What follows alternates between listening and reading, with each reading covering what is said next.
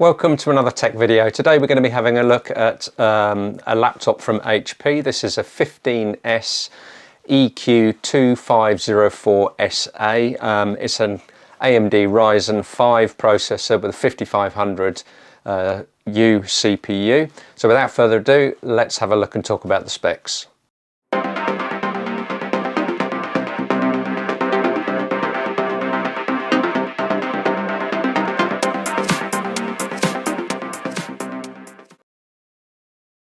Okay, so let's get it opened up. So inside the box, as you can see here, we've got the standard HP packaging.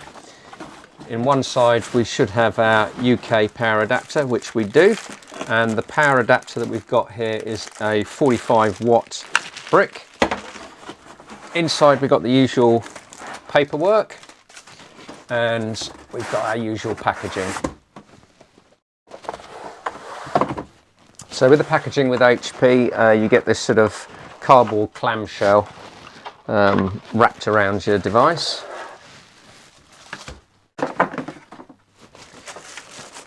And then a nice, beautiful plastic bag that it sits in. The unit itself comes in silver. Looks like, not sure how easy or difficult it is to get into, but we're going to have a look at that later. And let's get the unit opened up. So on the top here we've got our silver finish with our HP chrome cutout, and then inside we've got our 15-inch screen. Well, let's talk about the specifications of this. So as you can see here, it is a Ryzen 5 CPU. So this comes with it's a 6-core 12-thread CPU. The boost clock is 4 GHz. It comes with an 8 meg L3 cache, and it's integrated Radeon graphics on there as well. Comes with 8 gig of DDR4 3200 MHz RAM, and it comes with a 256 PCIe NVMe M.2 SSD drive. Let's have a look at the connectivity around the sides. So on this side we've got our power input, and then we've got two USB Type A 3 ports. Now these are 5 gigabit a second port signaling rate. On the other side we have got an HDMI 1.4 output port. This is HDMI 1.4b, and then we've got a USB Type C port, which again is 5 gigabit signaling rate. And then down here we've got our combined headset jack, and we've got our SD card reader. In terms of the battery, so this comes, it's a 3-cell 41 watt hour battery. Purportedly you're going to get 9 hours out of it. And around the outside of the screen you can see you've got a nice slim bezel around the outside, and then at the top you've got quite a big bezel housing the webcam with the dual microphone array. This is purported to be a 720p HD camera, and the speakers are standard dual speakers on there. And let's talk about the screen itself. So the screen is it's full HD, and it's 250 nits. In terms of the Wi-Fi on this device, so it's Wi-Fi AC, so that's Wi-Fi 5 basically, and it comes slightly slower Bluetooth, so it's Bluetooth 4.2. So without further ado, let's now see if we can get into the unit itself and have a look to see what the upgrade options are. So in terms of getting into the unit, we've got two visible screws here. I'm fairly confident that we've got some screws underneath these strips as well. So when you're taking these off, you need to be careful to make sure that either you've got some adhesive to re-stick them down, or just be careful when you're peeling them off to start with.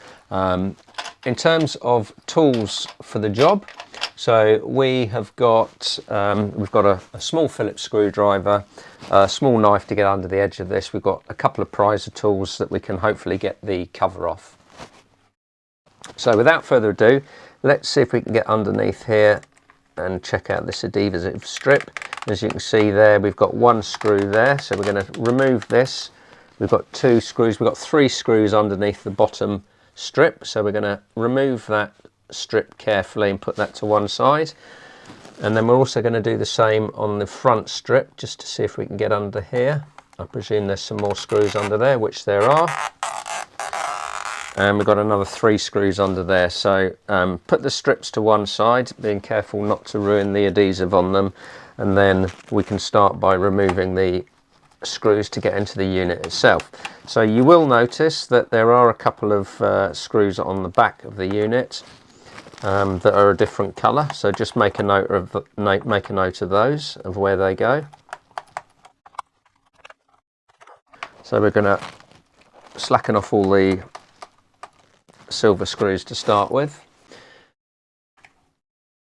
So looking at the silver screws, these are all the same size, so they can all be stored together.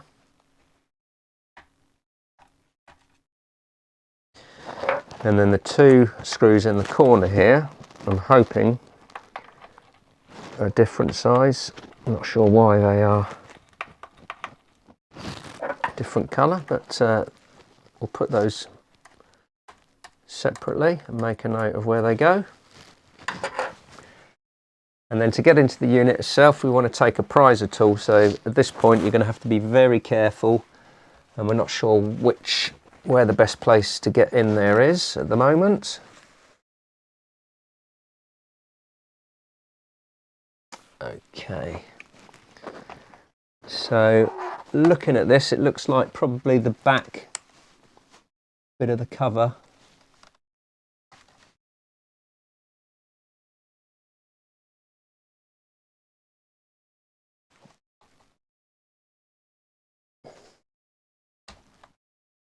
there we go. So we get our prizer tool, we're just going to run it along the back until you hear everything start unclipping. And we're going to get our prizer tool just in the edge under here. And being very careful just to lift the clips.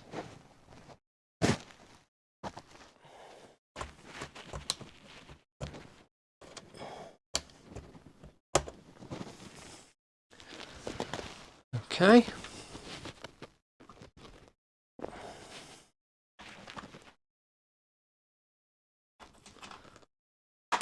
There we go.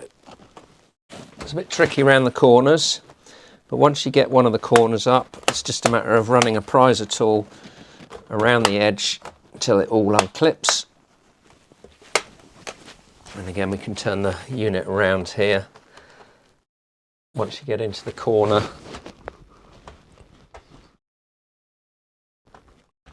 lift it up, slide your prizer tool down. Okay, and then we can close the cover like that, and there's a couple more around the back here. There we go. And that's it, and then the top should just lift off. Okay, so inside we've got a fair bit of space in here. So we've got our single CPU cooler, which is the chip is under here. We've got our 8 gig of memory installed. We've got our Wi-Fi card over here. In terms of upgrade, let's see if we can find the drive. So here's our drive that we've got here. This is our M.2 drive. So looking at this system, you do have the ability to put a 2.5-inch drive in this area here. Now, some manufacturers ship a unit where you can actually add it in with a ribbon cable. And looking at this is just here. If I bring this down slightly, so as you can see here, this connector here, this will be for your SSD drive. So you can run a 2.5-inch SSD drive with a specific cage that will mount this screw. By the look of it, there's a screw here where it will mount to mount the cage. Now there's also a ribbon connector here, so let's have a look at that one. This actually might be the correct one. So that looks like a 2.5-inch SATA connector. Not sure about this one either, so it's either going to be one of these two. I'm not sure which one it is without going off and having a look for the actual drive cage information, but it is available. There is an upgrade option available to you. For me personally, if I was upgrading this machine, I would get a matched pair of 8 gig sticks, or two 16 gig sticks up to a maximum of 32 gig in here, and then I would also, as an upgrade option, swap out this M.2 drive, so clone this and stick a 1 terabyte drive in there, so super fast connectivity. But in terms of the device itself, it's not too difficult to get into. And looking at the battery, this is a serviceable battery, so you can take out, there's 1, 2, 3, 4, 5 screws here, and that will just lift out and you can change the battery if you need to in the future. In terms of putting it back together, then it's just a matter of popping the cover on, clipping it all back into place, putting the screws back in, and then adding the 2 strips back on there. So once you've got all your screws back in, it's just a matter of replacing these thin strips. So the thinnest strip goes on the front.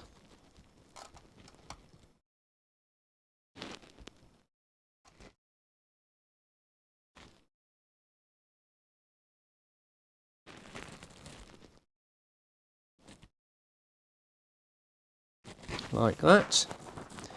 Make sure that's all in there nice and secure. And then the thicker one goes on the back, because it raises the back up a little bit over the, make sure it gets the maximum airflow.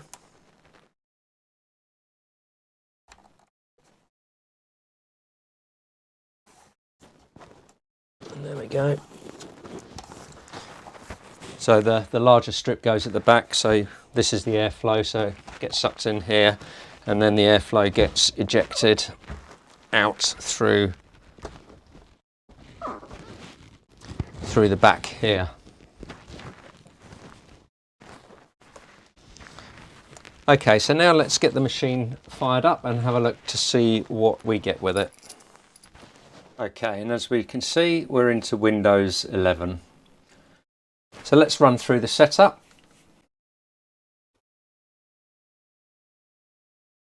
Connect to a network, which has changed from the very first versions of Windows 11. You have to now be connected to be able to move forward and create an account. Okay, we're going to click on Next.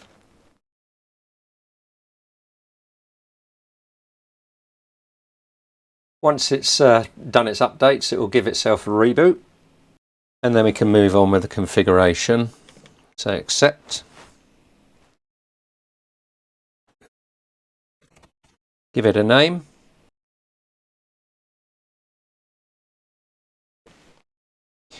Okay, so this is the bit where you can sometimes get a bit stuck. So what I'm going to do is I'm just going to give it a name,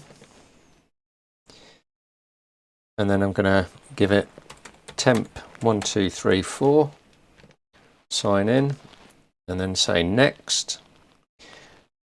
And then it gives you the ability to create an offline account, which is what we need. So I'm just going to give this a name. Be anything you want, and then create a password if you want to create a password. In this instance, we're not creating a password for the account, we're just going to go straight in without having to sign in. Dangerous, I know, but that's how our customer wants this to be. Okay, then we're going to go through the options. So we do want to have location-based experiences. We're not going to be using Find My Device because we haven't created a Microsoft account. We're going to use required only diagnostic data. We're not going to improve inking and typing. We are going to let Microsoft send tailored experiences, and we are going to use an advertising ID. And then we're just going to click through the registration process.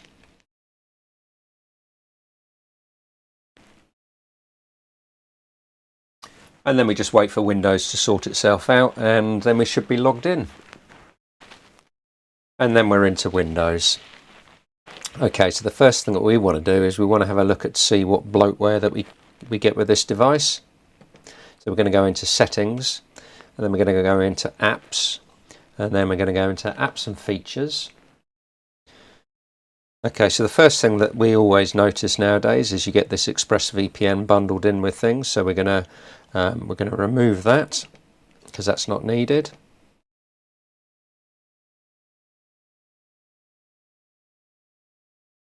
And while that's doing its thing, we're just going to scroll down and have a look at the Microsoft Office installation.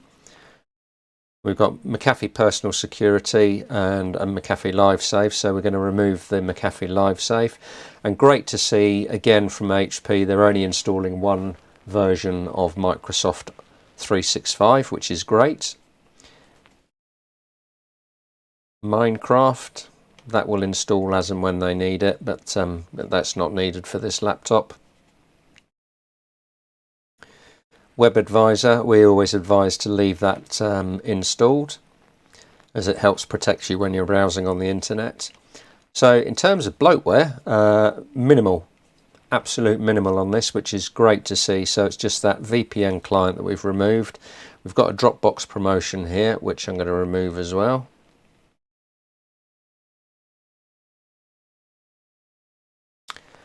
And that is pretty much it. So again, while that's uninstalling, we're going to remove McAfee LiveSafe. And once you do uninstall McAfee LiveSafe, then it's going to want to reboot your machine.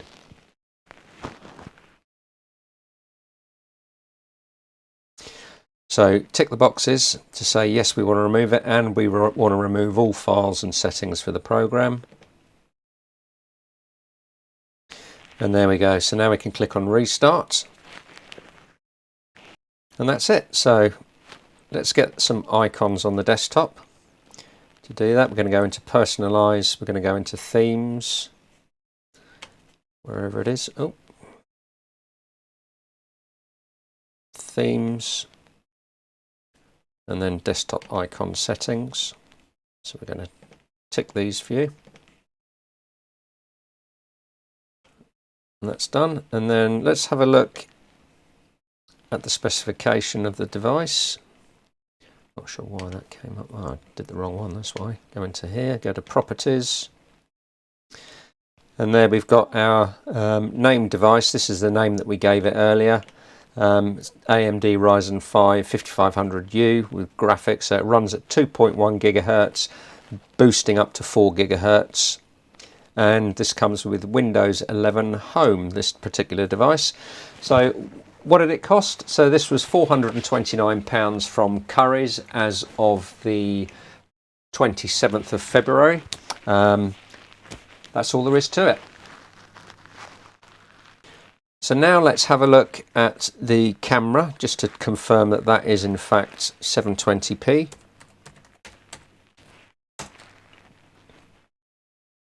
We'll say yes to that. Okay, so it's a bit flickery, but that's down to the these LEDs, or these light panels that we've got. Let's go into the settings. So it's 0.9 megapixel, 720p camera, and running at 720p 30 frames a second. And you can see the flicker reduction there, whether you want 50 hertz or 60 hertz. So I'm going to put it on 50 hertz for a minute. As you can see, that's changed the flicker, so there's no flicker on the screen now. So you might need to adjust that depending on your lighting. Looks a little bit washed out the picture, but in actual fact, if you're doing video conferencing, Zoom, Teams, whatever, it's ideal for that. So let's close that down. And that's it. So if you found that video useful of the brief tour around the HP laptop, give us a thumbs up. Don't forget to subscribe to the channel. If you've got any questions, leave them down below. We'll try and get them answered for you. We're not the best at answering the questions, but we do keep an eye on what's going on down there. So we'll also leave a link to the description to the device in the description below. Just want to say thanks for watching, and we'll see you in the next one.